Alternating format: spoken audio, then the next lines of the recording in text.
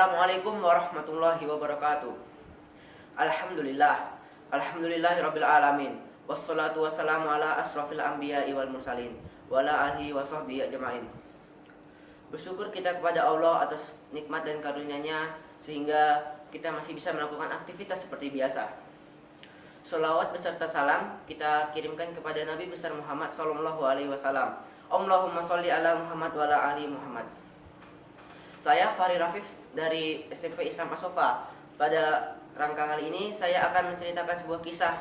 Kisah ini berjudul Abdurrahman bin Auf berdagang di Madinah.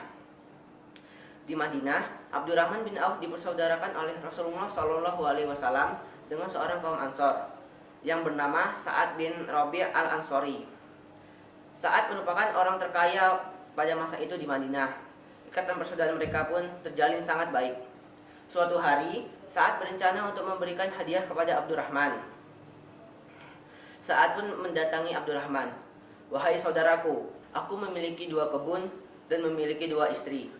Pilihlah kebun mana yang kau mau dan pilihlah istri mana yang kau suka.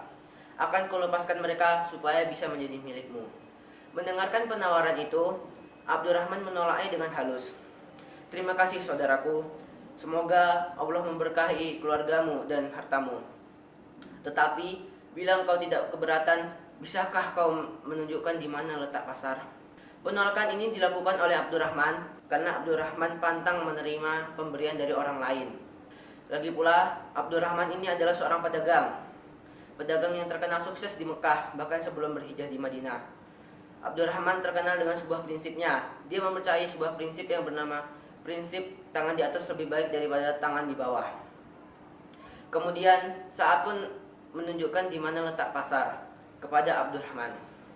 Sa'ad menunjukkan sebuah pasar yang bernama Pasar Bani Qainuqa. Dengan bermodal uang yang dipinjamkan oleh Sa'ad kepada Abdurrahman, ia pun memulai hari-harinya sebagai pedagang di Pasar Bani Qainuqa.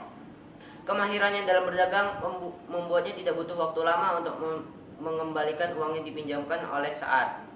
Bahkan, keuntungannya dalam berdagang bisa dia tabung karena menghasilkan banyak uang.